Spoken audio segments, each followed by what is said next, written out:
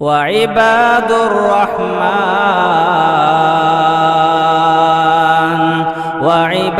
الرحمن الذين يمشون على الأرض هونا وإذا خاطبهم الجاهلون قالوا سلاما وأن المساجد للہ فلا تدعوا مع اللہ احدا. مسجدیں کس کے لیے ہیں؟ للہ، اللہ کے لیے ہیں، اور اللہ کے ساتھ کسی اور کا نام اس میں نہ پکارو. فلا تدعوا مع اللہ احدا، اللہ کے ساتھ کسی کو نہ پکارو. جیسے یا اللہ کہتے ہیں، نعرہ رسالت نہ لگائے، نعرہ علی نہ لگائیں، نعرہ حسن و حسین و فاطمہ نہ لگائیں، نعرہ غوثیہ و حیدریہ نہ لگائیں. یہ حرام.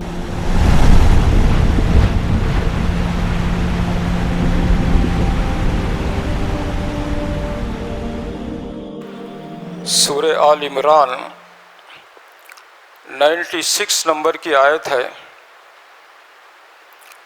جس میں اللہ تبارک و تعالیٰ کا ارشاد ہے، سب سے پہلا گھر، سب سے پہلی بنیاد، سب سے پہلی بلڈنگ روئے زمین پر اللہ کا گھر ہے. ان اول بیت وضع للناس للذی ببکۃ مبارکا وہدی للعالمین. جو مکے میں ہے، مکے کا ایک نام بکہ بھی ہے، اور یہ عالمین کے لیے، دونوں جہانوں کے لیے یہ ہدایت کا باعث ہے. سب سے پہلے اللہ کا گھر تعمیر کیا گیا، اور سب سے آخر تک اللہ کا گھر باقی رہے گا اس روئے زمین پر. اور ساری مساجد کو قریب کر کر اللہ تبارک و تعالیٰ روز قیامت جنت میں داخل فرمائے گا.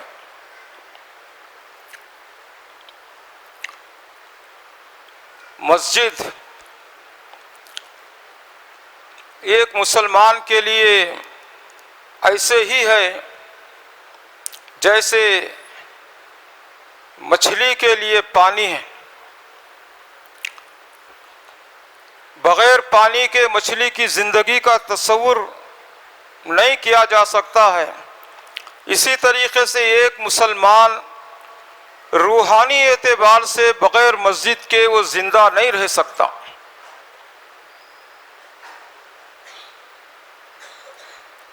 اللہ کے نبی صلی اللہ علیہ وسلم مکے سے مدینے کو ہجرت فرماتے ہوئے 14 دن آپ خبا مقام پر آپ قیام فرمائے، اور وہاں پر ایک مسجد تعمیر فرمائے. لَمَسْجِدٌ أُسِّسَ عَلَى التَّقْوَى مِنْ أَوَّلِ يَوْمٍ أَحَقُّ.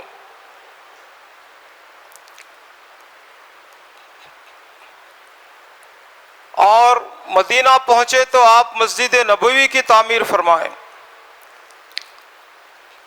اور اس طریقے سے آپ بھی صحابہ کرام رضوان اللہ تعالی علیہم اجمعین کے ساتھ کام میں شامل ہو گئے، مل گئے، کہ باہر سے آنے والے آدمی کو پتہ نہ چلے کہ اس میں آقا کون ہے اور مزدور کون ہے. اور آپ کی زبان مبارک سے یہ شعر نکل گیا. اگرچہ کہ آپ شاعر نہیں تھے، لیکن بعض اوقات نہ چاہتے ہوئے بھی آپ کی زبان سے اللہ تبارک و تعالیٰ نے شعر نکال دیا. جیسے مسجد نبوی کی تعمیر کے وقت آپ کی زبان پر آیا، اللہم لا عیش الا عیش الآخرہ فانصر الانصار والمہاجرہ. اے اللہ، آخرت کی زندگی کے علاوہ کوئی زندگی نہیں. حقیقی معنوں میں اگر زندگی ہے تو آخرت کی زندگی ہے. اللہم لا عیش الا عیش الاخرہ فانصر الانصار والمہاجرہ، اے اللہ یہ کام میں جو جت گئے ہیں، جڑ گئے ہیں، انصار اور مہاجرین ساروں کو تو بخش دے۔ فاغفر الانصار والمہاجرہ، آپ کی زبان مبارک کا سے یہ شعر نکل گیا۔ اور ایک جنگ کے موقع پر آپ کی زبان مبارک سے نکلا تھا، انا النبی لا کذب انا ابن عبد المطلب، میں نبی جھوٹا نبی نہیں ہوں۔ انا النبی لا کذب، میں جھوٹا نبی نہیں ہوں۔ انا ابن عبد المطلب، بلکہ میں عبد المطلب کا بیٹا ہوں۔ عبد المطلب آپ کے دادا تھے، آپ کے والد کا نام عبداللہ تھا، لیکن دادا کو اور نانا کو والد کہہ سکتے ہیں، اور دادا اور نانا اپنے نواسے اور پوترے کو اپنا بیٹا کہہ سکتے ہیں۔ اس لیے آپ نے فرمایا کہ میرے والد کون ہیں؟ عبد المطلب ہیں۔ تو یہ ایسے بعض اشعار آپ کی زبان مبارک سے نکل گئے، اگرچہ کہ آپ شاعر نہیں تھے۔ تو مسجد نبوی کی تعمیر پر سب سے پہلے آپ نے زور دیا اور اس کی تعمیر فرمائی۔ مسجد نبوی مختلف امور کے لیے استعمال کرتے تھے۔ ایک مدرسہ بھی تھا، کالج بھی تھی، اسکول بھی تھا، یونیورسٹی بھی تھی، دار الدعوہ بھی تھا، اور کیا کہہ سکتے ہیں آپ کے دار الفقراء بھی تھا، اصحاب صفا کے رہنے کی جگہ بھی تھی۔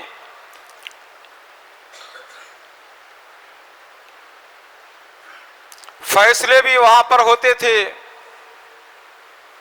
قیدیوں کو باندھا بھی جاتا تھا تاکہ وہ دیکھیں کہ مسلمانوں کی عبادت کیسے ہے، اور وہ قریب ہوتے تھے اسلام سے اور بسا اوقات اسلام قبول کرتے تھے۔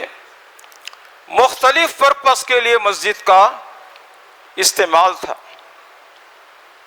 اللہ کے نبی صلی اللہ علیہ وسلم نے ارشاد فرمایا، احب البلاد الی اللہ المساجد وابغضها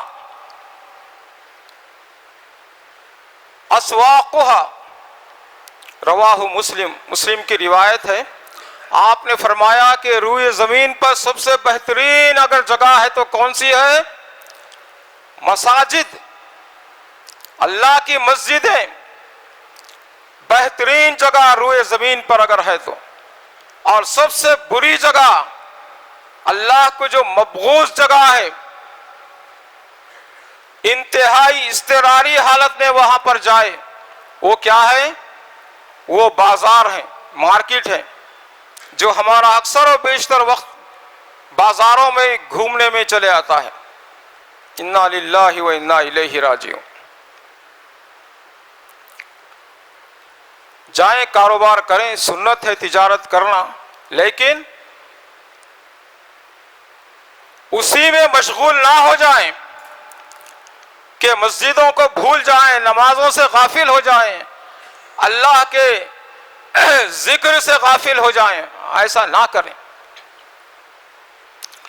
ایک مرتبہ ابو ہریرہ رضی اللہ تعالیٰ عنہ مارکیٹ میں آئے، اعلان فرمائے کہ مسجد نبوی میں اللہ کے نبی صلی اللہ علیہ وسلم کی میراث بٹ رہی ہے، اور تم لوگ یہاں پر کیا کر رہے ہو؟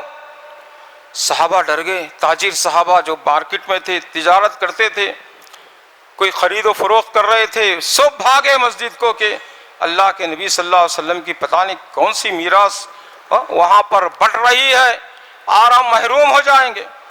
جا کر دیکھا وہاں پر تو کوئی میراث نہیں بٹ رہی ہے، کوئی چیز سمجھ میں نہیں آئی ان کو۔ واپس آئے، آ کر کہا کہ بھئی کون سی میراث بٹ رہی ہے وہاں پر تو نارمل مسجد ہے۔ تو ابو ہریرہ رضی اللہ تعالیٰ عنہ نے فرمایا، کیا وہاں پر کوئی لوگ بیٹھ کر علمی مذاکرہ نہیں کر رہے ہیں؟ انہوں نے کہا ہاں، قرآن کی تلاوت نہیں کر رہے ہیں. انہوں نے کہا کہ ہاں کوئی بیٹھ کر اللہ کا ذکر نہیں کر رہے ہیں.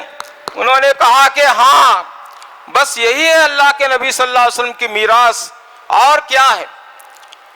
انبیاء کی میراث درہم و دینار نہیں، یہی ہے جو علم لائے ہیں وہی ان کی میراث ہے. تو اندازہ فرمائیے کہ اس میراث سے اللہ کے نبی صلی اللہ علیہ وسلم کے غافل نہ ہوں. ضرورت کے وقت کاروبار کرنا، بازار جانا، خرید و فروخت کرنا سب جائز ہے، مگر اعتدال کے ساتھ اور ایک حد تک. ابو داؤد رحمۃ اللہ علیہ لکھتے ہیں کہ ایک آدمی لوہار اپنے ہتھوڑے کو اٹھاتا تھا تاکہ گرم لوہے پر مارے، لیکن جب اذان کی یا اقامت کی آواز آیا تھی فوری پھینک دیتا. چلو بھائی اٹھا دیا ہوں مار کے چلے جاؤ، نہیں، ویسے ہی رکھ دیتا، پھینک دیتا.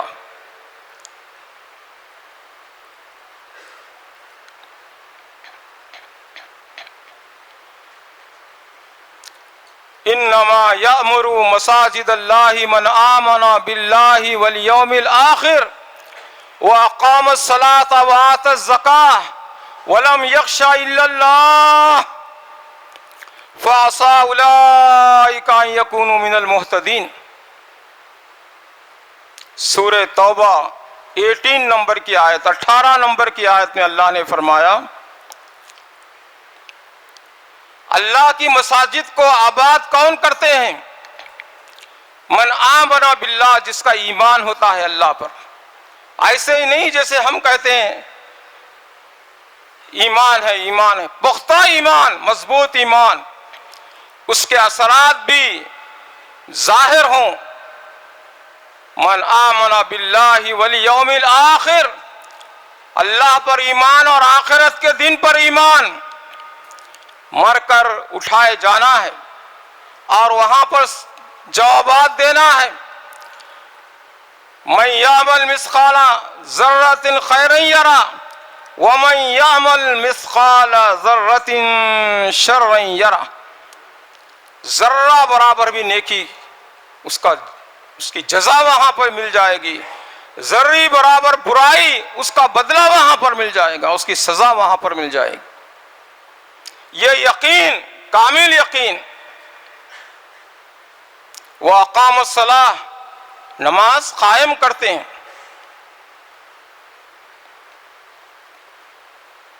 بڑے حاجی صاحب اور بڑے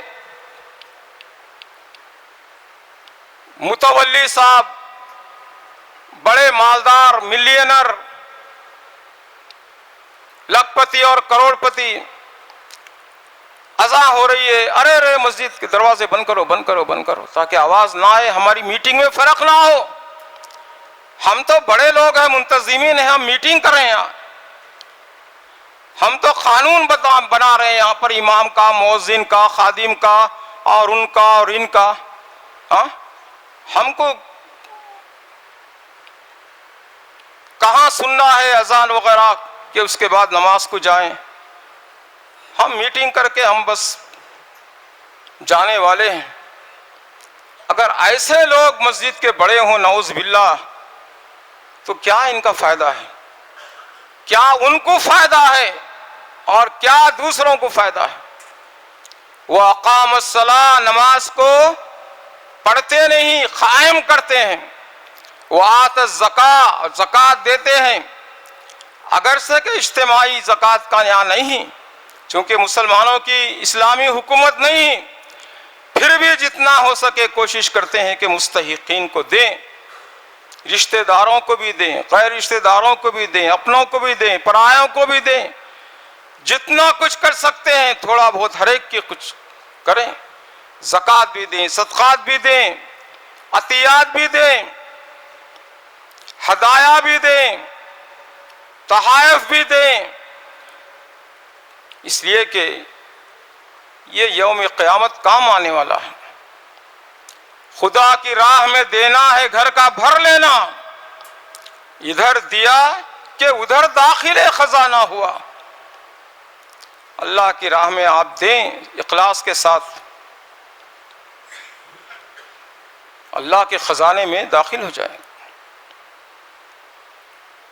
ایک حدیث میں اللہ کے نبی صلی اللہ علیہ وسلم نے ارشاد فرمایا، من بنا للہ مسجدا بنا اللہ لہ بیتا فی الجنہ، جو اللہ کی رضا کے لیے، اس کی خوشنودی کے لیے مسجد بنائے گا، اللہ کا گھر بنائے گا اس دنیا میں، تو اللہ تعالیٰ جنت میں اس کے لیے کیا کرے گا؟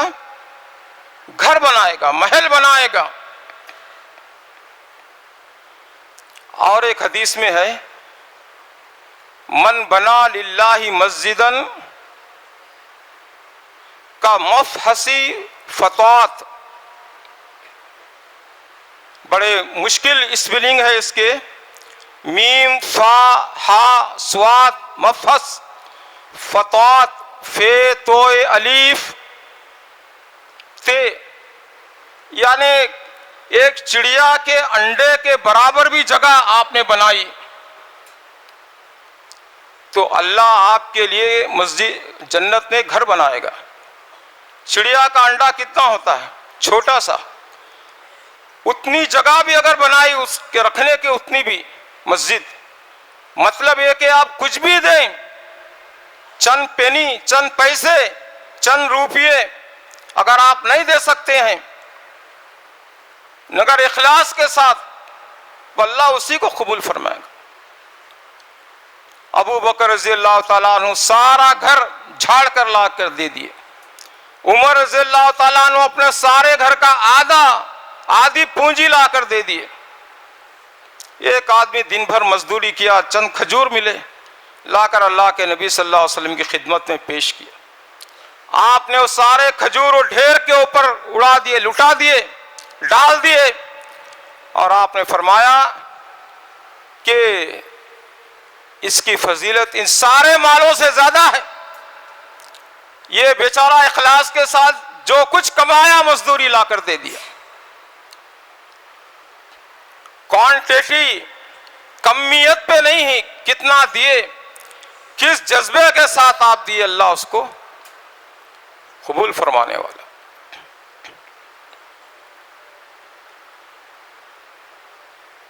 تو سورہ توبہ کی 18 نمبر کی آیت میں اللہ فرماتا ہے، وَأَقَامَ الصَّلَاةَ وَآتَى الزَّكَاةَ وَلَمْ يَخْشَ إِلَّا اللَّهَ، اللہ کے علاوہ کسی سے نہیں ڈرتا۔ موحد کی ایک خاصیت ہے کہ اللہ کے علاوہ وہ کسی سے نہیں ڈرتا۔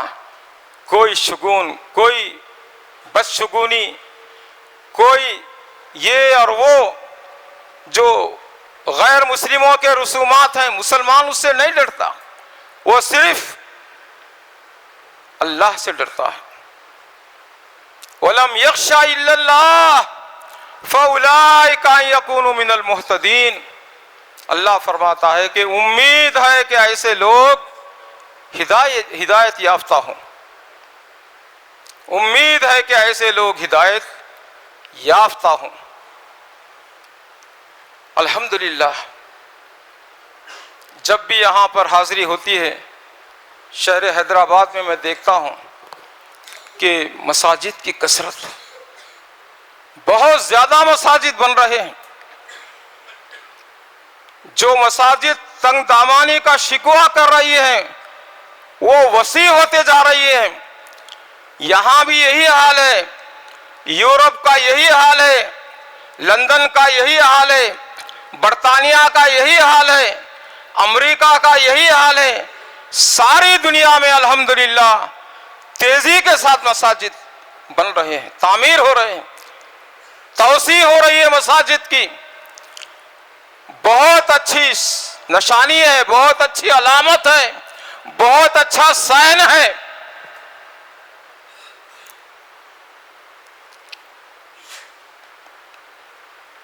جگہ جگہ یورپ میں، برطانیہ میں، لندن میں چرچوں کے اوپر، بڑے بڑے چرچوں کے اوپر بورڈ لگے ہوئے ہیں فار سیل، فار سیل، برائے فروخت۔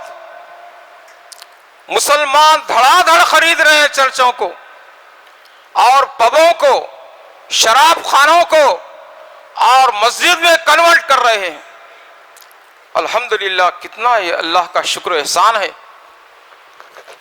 یہ لوگ انگریز اس زمانے میں بڑے بڑے خوبصورت چرچ بنائے جب ان کو ضرورت تھی، بغیر ضرورت کے کون بناتا ہے؟ لیکن جب ان کی نئی نسل گمراہ ہو گئی، بے دین ہو گئی، ملحد ہو گئی، دہریے ہو گئے، کرسچنالٹی کو چھوڑ دیے، اور اتوار میں چند بوڑھے اور بوڑھیاں صرف چرچ کو جاتی ہیں، تو وہ کہے کہ اتنی بڑی عمارت کی لک آفٹر کون کرے، کیئر کون کرے، کون ہیٹنگ جلائے، کون گیس کا بل ادا کرے؟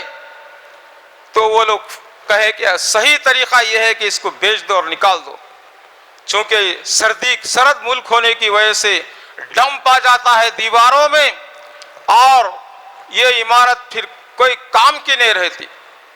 مسلمان خرید رہے ہیں اور الحمدللہ مسجدوں میں تبدیل کر رہے ہیں۔ تاریخ اپنے آپ کو دہراتی ہے۔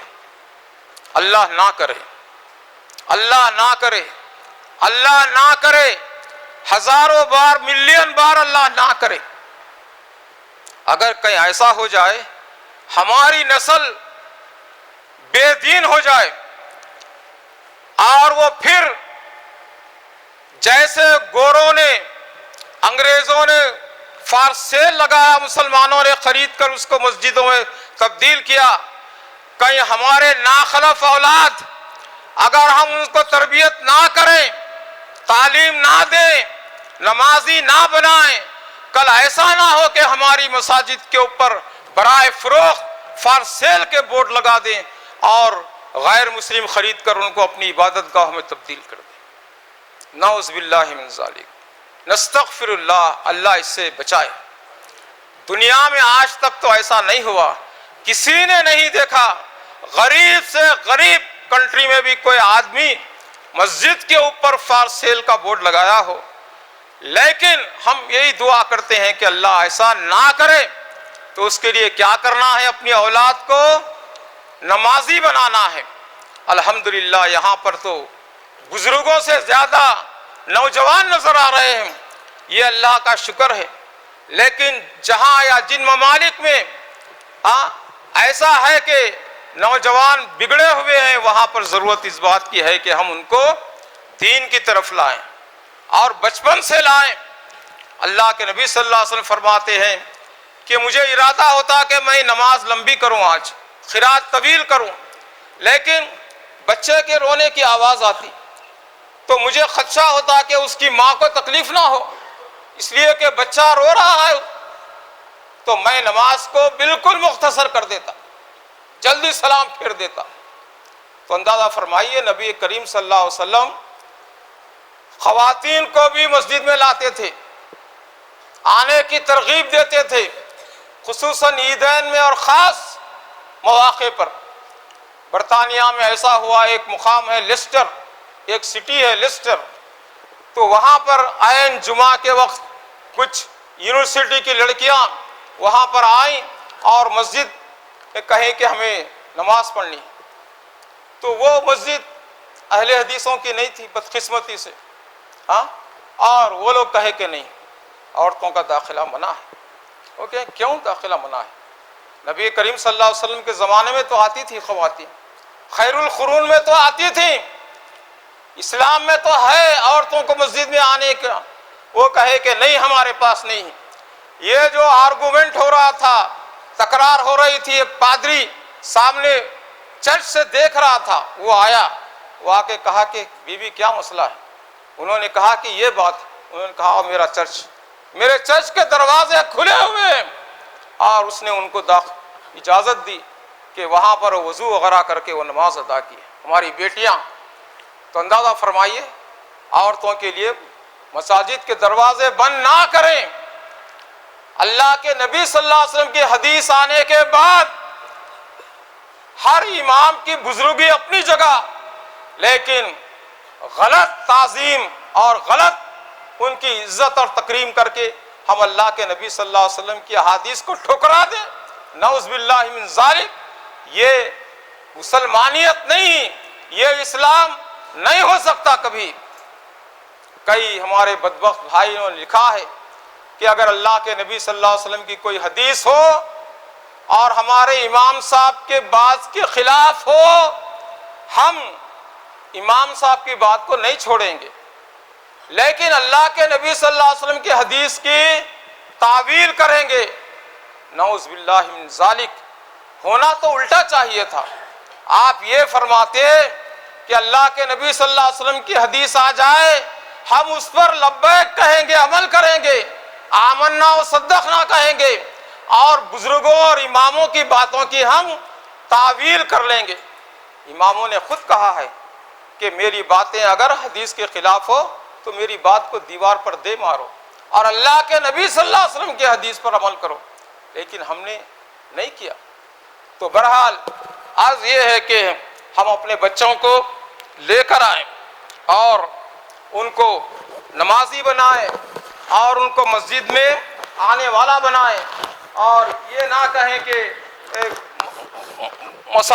بچوں کو مسجد میں لا نہیں سکتے اور ان کے ساتھ شیطان ہوتا ہے وغیرہ وغیرہ، جس کی وجہ سے بچے پھر بگڑ جائیں گے. اور عورتوں کو بھی لائیں تاکہ گھر میں بیلنسنگ باقی رہے. آپ دینی باتیں سنتے ہیں تو ان کو بھی سنائیں. بہرحال مسجد سے اپنا رشتہ استوار رکھیں. وہ مشہور حدیث جس میں اللہ کے نبی صلی اللہ علیہ وسلم نے ارشاد فرمایا کہ وہ 7 آدمی جو روز حشر اللہ کے عرش کے سائے کے نیچے جگہ پائیں گے، اس کے اندر ایک کیا ہے؟ وہ رجل قلبہ معلق فی المسجد، وہ آدمی جس کا دل مسجد میں لٹکا ہوا ہو، معلق ہو مسجد میں، جب بھی نماز پڑھتا ہے دوسری نماز کے لیے وہ اس کا دھیان ہوتا ہو، اس کا خیال ہوتا ہو، گویا کہ مسجد ہی میں ہے اس کا دل. تو مسجد اس لیے ہے. اور پھر سورہ جن کی 18 نمبر کی آیت جس میں اللہ نے فرمایا وَأَنَّ الْمَسَاجِدَ لِلَّهِ فَلَا تَدْعُوا مَعَ اللَّهِ أَحَدًا. مسجدیں کس کے لیے ہیں؟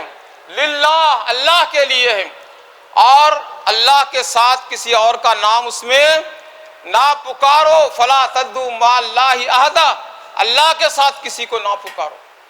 جیسے یا اللہ کہتے ہیں، نعرہ رسالت نہ لگائے، نعرہ علی نہ لگائیں، نعرہ حسن و حسین و فاطمہ نہ لگائیں، نعرہ غوثیہ و حیدریہ نہ لگائیں.